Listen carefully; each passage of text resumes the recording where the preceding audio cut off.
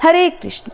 ज्येष्ठ का महीना हिंदू पंचांग का वो पावन महीना है जब सूर्य की तेजता अपने चरम पर होती है और तप, संयम और सेवा का महत्व इस महीने में और अधिक बढ़ जाता है।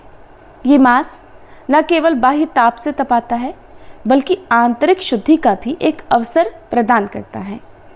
ज्येष्ठ मास में पड़ने वाले वट सावित्री व्रत, निर्जला एकादशी और गंगा दशहरा जैसे पर्व इस मास की महिमा को और भी अधिक दिव्य बनाते हैं।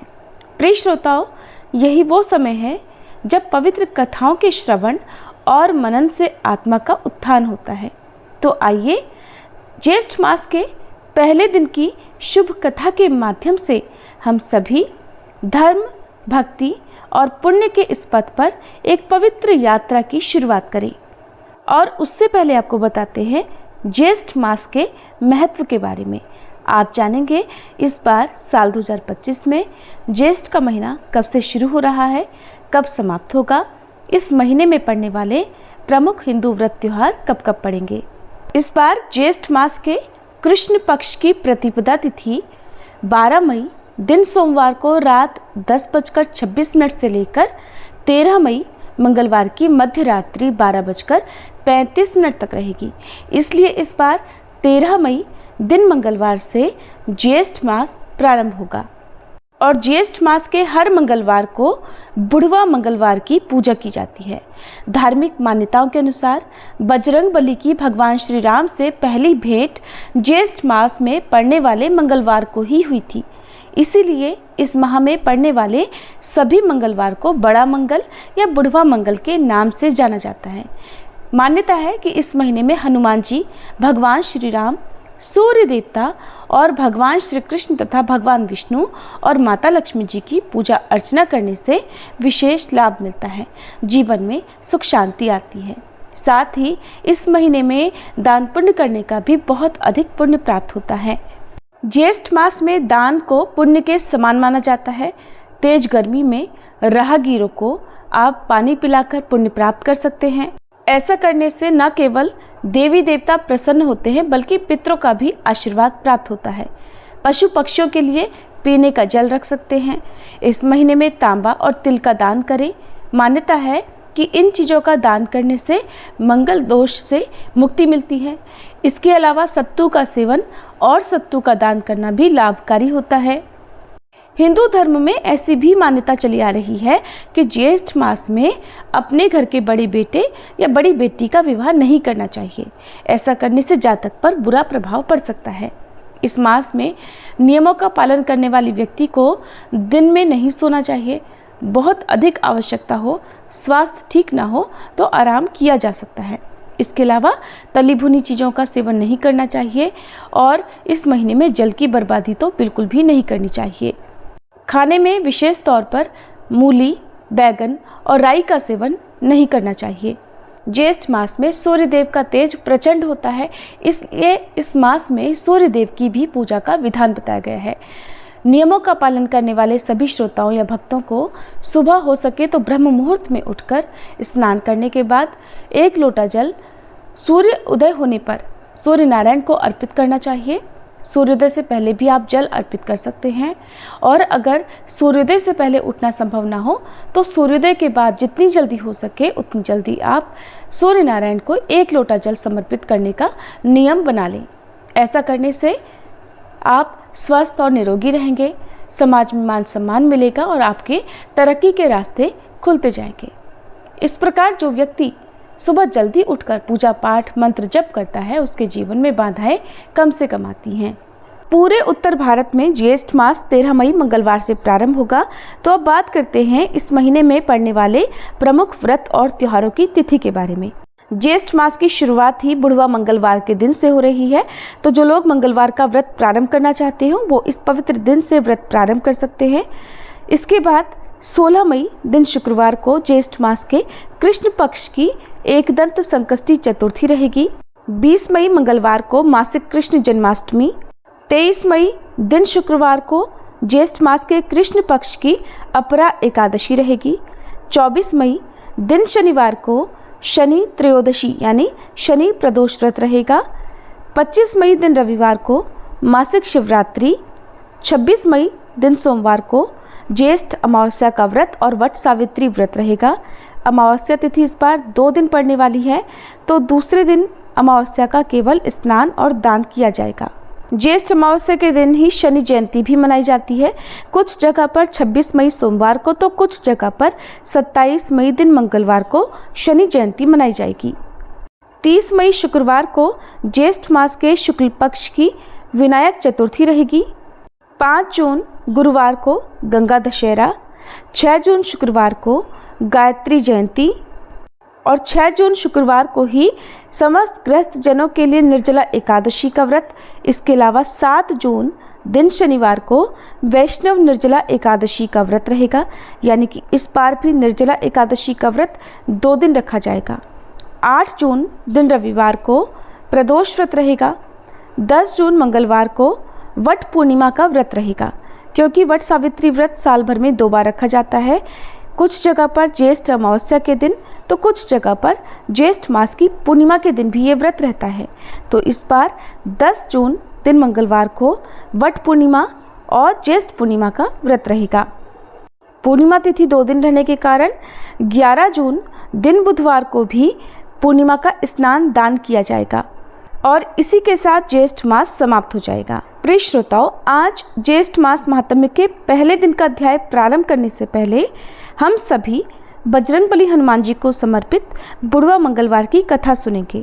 हनुमान जी की पावन कथा आरंभ करने से पहले हम सभी अपने मन, वचन और कर्म को शुद्ध करते हुए उनके चरणों में साष्टांग प्रणाम करते हैं।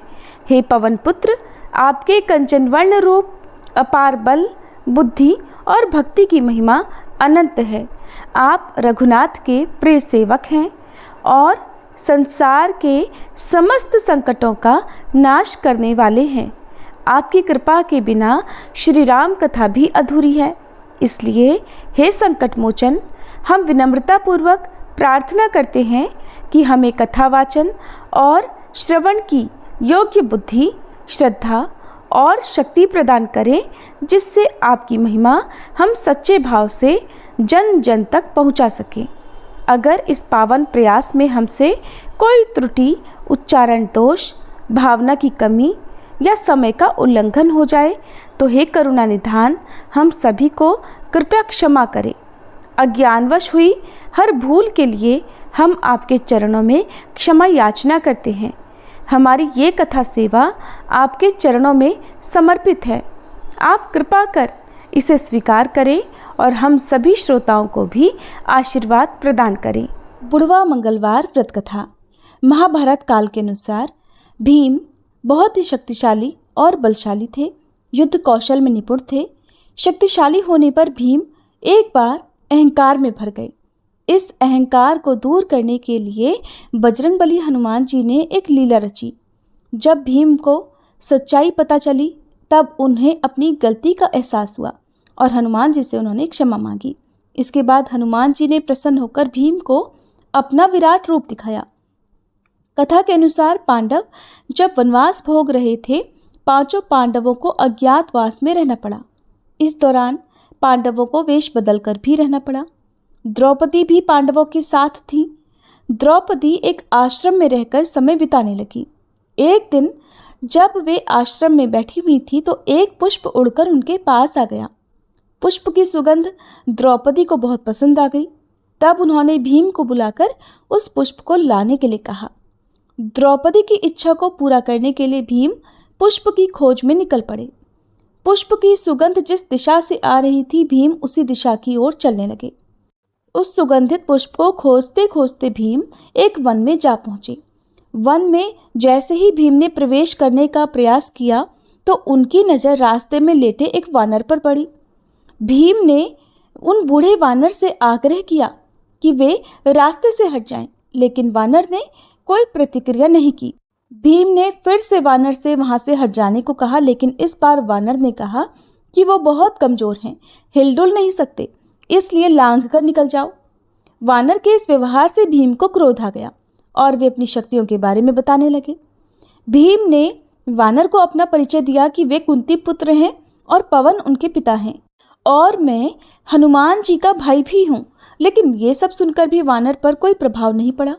इधर भीम का क्रोध बढ़ने लगा और उन्होंने वानर से कहा कि वो उन्हें और अधिक क्रोध ना दिलाए, नहीं तो उन्हें परिणाम भुगतना होगा। तब बूढ़े वानर का रूप धारे बजरंगबली हनुमान जी ने भीम से कहा कि अगर उन्हें अधिक जल्दी है तो वे उनकी पूंछ उठाकर जा सकते हैं। भीम ने क्रोध में आकर उन वानर की पूंछ हटाने का प्रयास किया, लेकिन वे उसे हिला तक नहीं पाए। तब भीम को आभास हुआ कि ये कोई साधारण वानर नहीं है, और फिर भीम हाथ जोड़कर उनके सामने खड़े हो गए और वानर से उनका परिचय पूछा। तब उन वानर ने भीम को बताया कि वो कोई और नहीं बल्कि स्वयं हनुमान है। भीम हनुमान जी को सामने देखकर चकित रह गए और हाथ जोड़कर खड़े हो गए।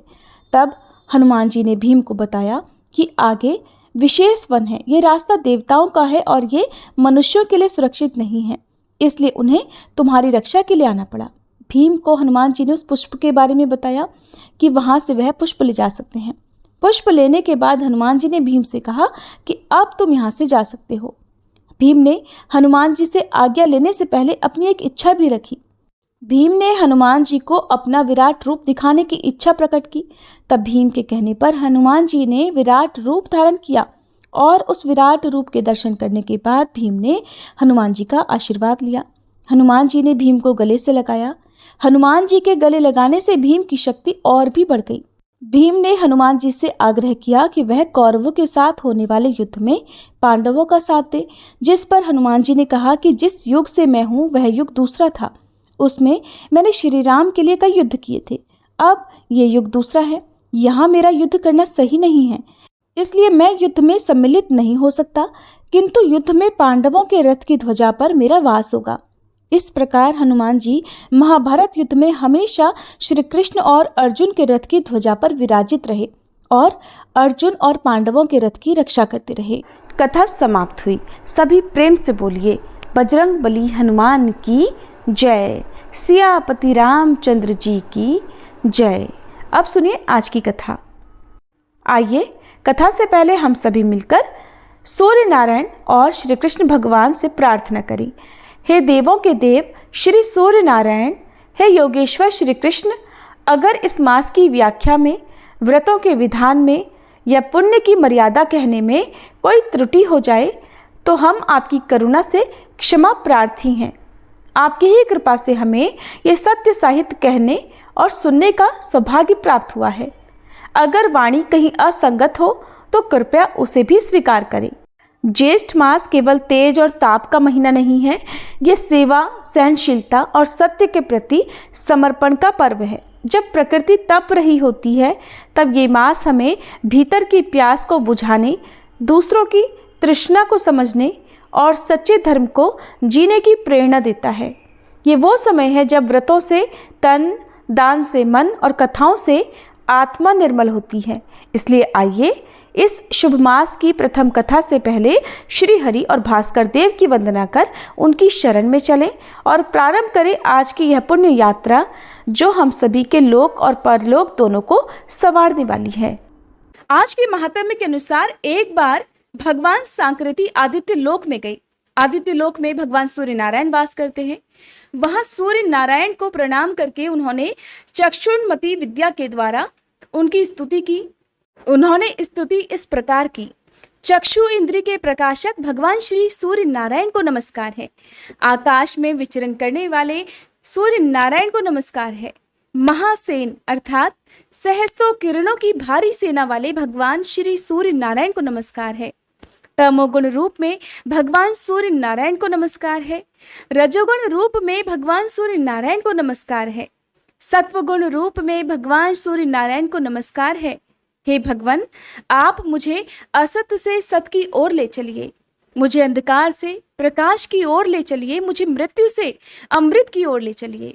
भगवान सूर्य शुचि रूप हैं और वे अप्रतिरूप भी हैं। उनके रूप की कहीं कोई तुलना नहीं की जा सकती। जो अखिल रूपों को धारण कर रहे हैं तथा रश्मि मालाओं से मंडित है, उन जात वेदा अर्थात सर्वज्ञ, अग्नि रूप, स्वर्ण सदृश प्रकाश वाले ज्योति स्वरूप और तपने वाले भगवान भास्कर को हम स्मरण करते हैं। वे सहस्त्रों किरणों वाले और शत शत प्रकार से सुशोभित भगवान सूर्य नारायण समस्त प्राणियों के समक्ष उनकी भलाई के लिए उदित हो रहे हैं। जो हमारे नेत्रों के प्रकाश है, उन अदिति नंदन भगवान श्री सूर्य को नमस्कार है।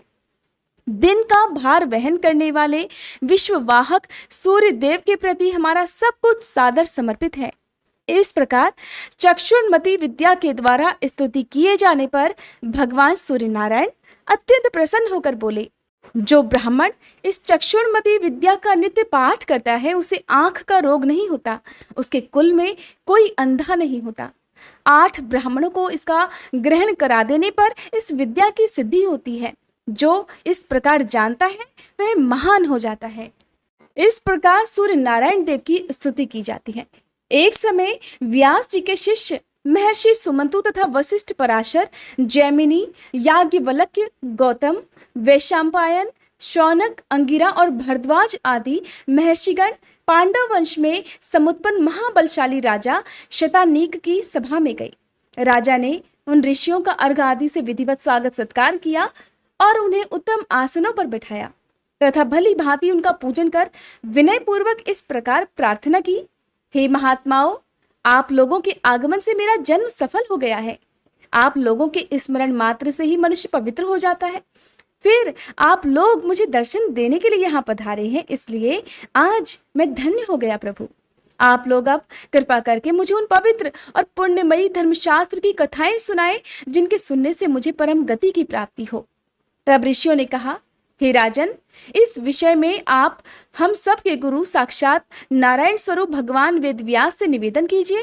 वे बड़े कृपालु हैं, सभी प्रकार के शास्त्रों के और विद्याओं के ज्ञाता हैं।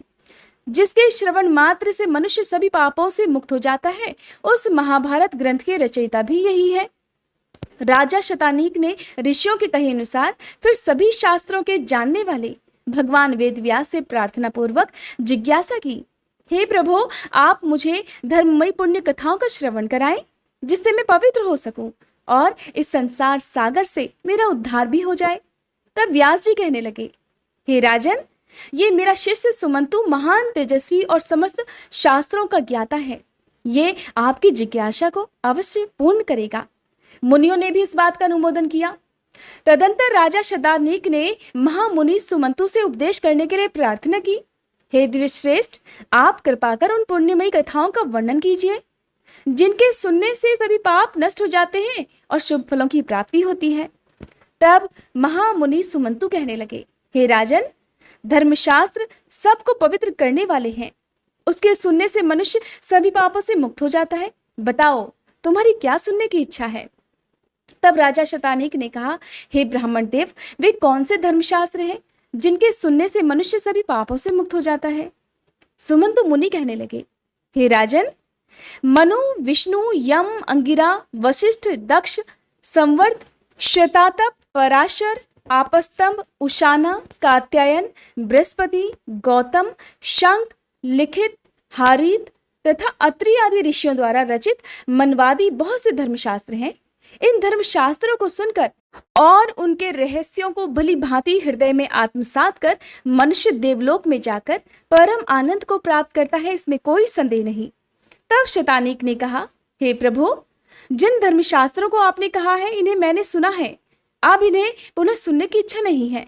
कृपा कर आप चारों वर्णों के कल्याण के लिए जो उपयुक्त धर्मशास्त्रों उसे मुझे बतलाएं। तब सुमंतु मुनि कहने लगे, हे महाबाहो, संसार में निमग्न प्राणियों के उद्धार के लिए 18 महापुराण, श्री राम कथा तथा महाभारत आदि सद्ग्रंथ नौका रूपी साधन माने जाते हैं। 18 महापुराणों और 8 प्रकार के व्याकरणों को भली भांति समझकर सत्यवती के पुत्र वेद व्यास जी ने महाभारत संहिता की रचना की, जिसके सुनने से मनुष्य ब्रह्म हत्या के पापों से भी मुक्त हो जाता है। इनमें 8 प्रकार के व्याकरण ये हैं: ब्रह्म, ऐन्द्र, याम्य, रौद्र, वायव्य, वारुण, सावित्य और वैष्णव। ब्रह्म, पद्म, विष्णु, शिव, भागवत, नारदीय, मार्कंडेय, अग्नि, भविष्य, ब्रह्म वैवर्त, लिंग, वराह, स्कंद, वामन, कूर्म, मत्स्य, गरुड़ तथा ब्रह्मांड, ये 18 महापुराण हैं। ये सभी चारों वर्णों के लिए उपकारक हैं। इनमें से आप क्या सुनना चाहते हैं? तब राजा शतानीक ने कहा, हे विप्र, मैंने महाभारत सुनी है, श्री राम कथा भी सुनी है, अन्य पुराणों को भी सुना है। अब मेरी इच्छा है कि आप मुझे ज्येष्ठ मास महात्म्य सुनाएं। तब सुमंतु मुनि कहने लगे, हे राजन, आपने बहुत उत्तम बात पूछी है। मैं अब आपको ज्येष्ठ मास महात्म्य की कथाएं सुनाता हूँ, जिनके श्रवण करने से ब्रह्मत्या आदि बड़े बड़े पाप नष्ट हो जाते हैं। इतना ही नहीं, अश्वमेध आदि यज्ञों का पुण्य फल भी प्राप्त होता है और अंत में सूर्य लोक की प्राप्ति होती है, इसमें कोई संदेह नहीं। यह उत्तम महात्म्य पहले श्री ब्रह्मा जी द्वारा कहा गया है। सुमंतु मुनि ने कहा, हे राजन, अब मैं तुम्हें धनवर्धन नामक वैश्य की कथा सुनाता हूँ, जिसने उच्छिष्ट भोजन अर्थात जूठा भोजन किया। उसके बाद उसका क्या परिणाम हुआ, इसे भी सुनिए। तब सुमंतु मुनि कहने लगे, हे राजन, सतयुग की बात है, पुष्कर क्षेत्र में धन धान्य से संपन्न धनवर्धन नामक एक वैश्य रहता था। एक दिन वह ग्रीष्म ऋतु में मध्याह्न के समय अपने वैश्वदेव कर्म संपन्न कर अपने पुत्र मित्र तथा बंधु बांधवों के साथ भोजन कर रहा था। इतने में ही अचानक उसे बाहर से करुण शब्द सुनाई पड़ा। उस शब्द को सुनते ही वह दयावश भोजन छोड़कर बाहर की ओर दौड़ा, किंतु जब तक वह बाहर पहुंचा वह आवाज बंद हो गई। फिर लौटकर उस वैश्य ने पात्र में जो छोड़ा हुआ भोजन था उसे खा लिया। भोजन करते ही उस वैश्य की मृत्यु हो गई और इसी अपराधवश परलोक में भी उसकी दुर्गति हुई। इसलिए छोड़े हुए भोजन को फिर कभी नहीं खाना चाहिए, अधिक भोजन भी नहीं करना चाहिए। इससे शरीर में अत्यधिक रस की उत्पत्ति होती है, जिससे प्रतिश्याय अर्थात जुकाम, मंदाग्नि, ज्वर आदि अनेकों रोग उत्पन्न हो जाते हैं। अजीर्ण हो जाने से स्नान, दान, तप, होम, तर्पण, पूजा आदि कोई भी पुण्य कर्म ठीक से संपन्न नहीं हो पाते। अति भोजन करने से अनेकों रोग उत्पन्न होते हैं, आयु घटती है, लोक में निंदा होती है और अंत में सद्गति भी नहीं होती। उच्छिष्ट मुख से अर्थात जूठे मुंह से कहीं भी नहीं जाना चाहिए, सदा पवित्रता से रहना चाहिए। पवित्र मनुष्य यहाँ सुख से रहता है और अंत में भी स्वर्गलोक हो जाता है। तब राजा ने पूछा, हे मुनीश्वर, ब्राह्मण किस कर्म के करने से पवित्र होता है, इसका भी आप वर्णन कीजिए। सुमंतु मुनि कहने लगे, हे राजन, जो ब्राह्मण विधि पूर्वक आचमन करता है वह पवित्र हो जाता है और सत्कर्मों का अधिकारी हो जाता है। आचमन की विधि यह है कि हाथ पांव धोकर पवित्र स्थान में आसन के ऊपर पूर्व अथवा उत्तर की ओर मुंह करके बैठे, दाहिने हाथ को जानु के भीतर रखकर दोनों चरण बराबर रखे तथा शिखा में संधि लगाए और फिर उष्णता और फेन से रहित निर्मल और शीतल जल से आचमन करे। खड़े खड़े बात करते, इधर उधर देखते, जल्दी जल्दी और क्रोधयुक्त होकर कभी भी आचमन नहीं किया जाता।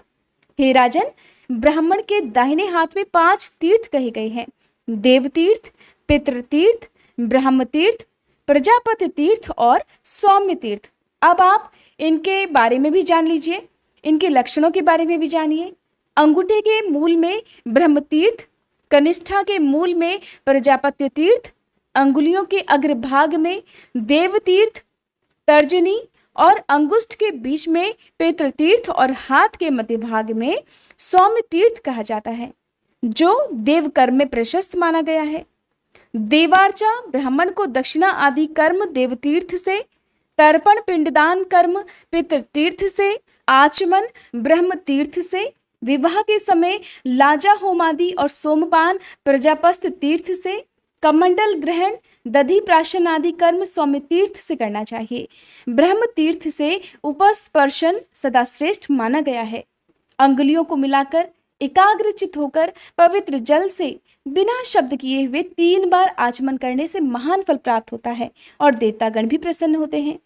प्रथम आचमन से ऋग्वेद, द्वितीय से यजुर्वेद, तृतीय से सामवेद की तृप्ति होती है और आचमन करके जलयुक्त दाहिने अंगूठे से मुख का स्पर्श करने से अथर्ववेद की तृप्ति होती है। ओष्ठ के मार्जन से अर्थात होठों के मार्जन से इतिहास और पुराणों की तृप्ति होती है। मस्तक में अभिषेक करने से भगवान रुद्र प्रसन्न होते हैं। शिखा के स्पर्श से ऋषिगण, दोनों आंखों के स्पर्श से सूर्य, नासिका के स्पर्श से वायु, कानों के स्पर्श से दिशाएं, भुजा के स्पर्श से यम, कुबेर, वरुण, इंद्र तथा अग्निदेव तृप्त होते हैं। नाभि और प्राणों की ग्रंथियों के स्पर्श करने से सभी तृप्त हो जाते हैं। पैर धोने से विष्णु भगवान, भूमि में जल छोड़ने से वासुकी आदि नाग तथा बीच में जो जल बिंदु गिरते हैं उनसे 4 प्रकार के भूतग्राम की तृप्ति होती है। अंगुष्ठ और तर्जनी से नेत्र, अंगुष्ठ और अनामिका से नासिका, अंगुष्ठ अर्थात अंगूठी और मध्यमा से मुख, अंगुष्ठ और कनिष्ठिका से कान, सभी उंगलियों से भुजाओं का, अंगुष्ठ से नाभिमंडल तथा सभी अंगुलियों से सिर का स्पर्श करना चाहिए। अंगुष्ठ अग्नि रूप है, तर्जनी वायु रूप, मध्यमा प्रजापति रूप, अनामिका सूर्य रूप और कनिष्ठिका इंद्र रूप माना जाता है। इस विधि से ब्राह्मण के आचमन करने पर संपूर्ण जगत, देवता और लोग तृप्त हो जाते हैं। ब्राह्मण सदा पूजनीय है क्योंकि वह सर्वदेवमय माना जाता है। ब्रह्म तीर्थ, प्रजापत्य तीर्थ अथवा देव तीर्थ से आचमन करे, परंतु पितृतीर्थ से कभी भी आचमन नहीं करना चाहिए। आचमन का जल हृदय तक जाने से ब्राह्मण की, कंठ तक जाने से क्षत्रिय की और वैश्य की जल के प्राशन से तथा शूद्र की जल के स्पर्श मात्र से ही शुद्धि हो जाती है। हरे कृष्णा। आज के अध्याय में बस इतना ही। इसके आगे की कथा आप सभी अगली वीडियो में जरूर सुनिएगा। अब सुनिए श्री सूर्य चालीसा पाठ। श्री रवि हरत हो घोरतम, अगणित किरण पसारी, वंदन करूं तब चरणन में, अर्घ देऊं जलधारी। सकल सृष्टि के स्वामी हो, सचराचर के नाथ, निस्दिन होत तुमसे ही, होवत संध्या प्रभात। जय भगवान सूर्य तमहारी, जय खगेश दिन कर शुभकारी। तुम हो सृष्टि के नेत्र स्वरूपा, त्रिगुणधारी त्रैवेद स्वरूपा। तुम ही करता पालक संहारक, भुवन चतुर्दश के संचालक। सुंदर बदन चतुर्भुजधारी, रश्मि रथी तुम गगन विहारी। चक्र शंख अरु श्वेत कमल धर, वर मुद्रा सोहत चोटे कर। शीश मुकुट कुंडल गलमाला, चारु तिलक तब भाल विशाला। सप्त अश्वरथ अति द्रुतगामी, अरुण साथी गति अविरामी। रक्त वरुण आभूषण धारक, अति प्रिय तोहे लाल पदारथ। सर्वात्मा कहे तुम्हें ऋग्वेदा, मित्र कहे तुमको सब वेदा। पंच देवों में पूजे जाते, मनोवांछित फल साधक पाते। द्वादश नाम जाप उद्धारक, रोग शोक अरु कष्ट निवारक। माँ कुंती तब ध्यान लगायो, दानवीर सूत कर्ण सो पायो। राजा युधिष्ठिर तब जस गायो, अक्षय पात्र वो वन में पायो। शस्त्र त्याग अर्जुन अकुरायो, बन आदित्य हृदय से पायो। विंध्याचल तब मार्ग में आयो, हाहाकार तिमिर से छायो। मुनि अगस्त गिरि गर्व मिटायो, निज तप बल से विंध्य नवायो। मुनि अगस्त तब महिमा गाई, सुमिर भये विजयी रघुराई। तोहे विरोक मधुर फल जाना, मुख में ली नहीं तोहे हनुमाना। तब नंदन शनिदेव कहावे, पवन के सूत शनि तीर मिटावे। यज्ञ व्रत स्तुति तुम्हारी कीन्ही, भेंट शुक्ल यजुर्वेद की दीन्ही। सूर्यमुखी खरितर तब रूपा, कृष्ण सुदर्शन भानु स्वरूपा। नमन तोहे ओंकार स्वरूपा, नमन आत्मा अरुकाल स्वरूपा। दिग दिगंत तब तेज प्रकाशे, उज्ज्वल रूप तुम्ही आकाशे। दश दिगपाल करत तब सुमिरन, अंजलि नित्य करत हैं अर्पण। त्रिविध ताप हरता तुम भगवन, ज्ञान ज्योति करता तुम भगवन। सफल बनावे तब आराधन, गायत्री जप सरल है साधन। संध्या त्रिकाल करत जो कोई, पावे कृपा सदा तब वोही। चित शांति सूर्यास्तक देव, व्याधि अपाधि सब हर लेवे। अष्टदल कमल यंत्र शुभकारी, पूजा उपासना तब सुखकारी। माघ मास शुद्ध सप्तमी पावन, आरंभ हो तब शुभ व्रत पालन। भानु सप्तमी मंगलकारी, भक्तिदायिनी दोषणहारी। रविवासर जो तुमको ध्यावे, पुत्रादिक दुख वैभव पावे। पाप रूपी पर्वत के विनाशी, व्रज रूप तुम हो अविनाशी। राहु आन तब ग्रास बनावे, ग्रहण सूर्यता को लग जावे। धर्म दान तब करते हैं साधक, मिटत राहु तब पीड़ा बाधक। सूर्य देव तब कृपा कीजे, दीर्घ आयु बल बुद्धि दीजे। सूर्य उपासना कर नित ध्यावे, कुष्ठ रोग से मुक्ति पावे। दक्षिण दिशा तोरी गति जावे, दक्षिणायन वो ही कहलावे।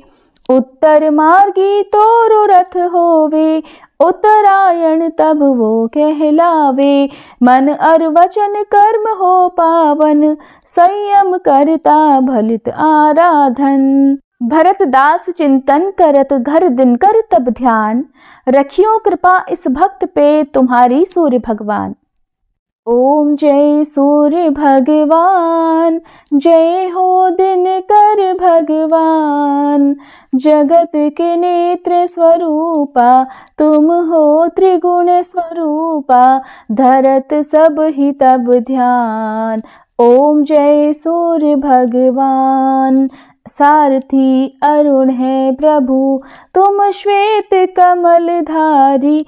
तुम चार भुजाधारी, अश्व है सात तुम्हारे। कोटि किरण पसारे, तुम हो देव महान। ओम जय सूर्य भगवान। उषा काल में जब तुम उदयाचल आते, सब तब दर्शन पाते। फैलाते उजियारा, जागता तब जग सारा। करे सब तब गुणगान, ओम जय सूर्य भगवान। संध्या में भुवनेश्वर अस्ताचल जाते, गोधन तब घर आते। गोधूली बेला में हर घर हर आंगन में, हो तब महिमा गान। ओम जय सूर्य भगवान। देव दनुज नर नारी, ऋषि मुनिवर भजते। आदित्य हृदय जपते, स्तोत्र ये मंगलकारी। इसकी है रचना न्यारी, दे नव जीवन दान। ओम जय सूर्य भगवान। तुम हो त्रिकाल रचयिता, तुम जग के आधार। महिमा तब अपरंपार, प्राणों का सिंचन करके भक्तों को अपने देते। बल बुद्धि और ज्ञान, ओम जय सूर्य भगवान। भूचर जलचर खेचर, सबके हो प्राण तुम्ही। सब जीवों के प्राण तुम्ही। वेद पुराण बखाने, धर्म सभी तुम्हें माने। तुम ही सर्वशक्तिमान, ओम जय सूर्य भगवान। पूजन करती दिशाएं, पूजे दश दिक्पाल, तुम भुवनों के प्रतिपाल। ऋतुएं तुम्हारी दासी, तुम शाश्वत अविनाशी, शुभकारी अंशुमान। ओम जय सूर्य भगवान, ओम जय सूर्य भगवान। जय हो दिनकर भगवान, जगत के नेत्र स्वरूपा, तुम हो त्रिगुण स्वरूपा, धरत सब ही तब ध्यान। ओम जय सूर्य भगवान, ओम जय सूर्य भगवान। सूर्य चालीसा समाप्त। प्रेम से बोलिए सूर्य भगवान की जय।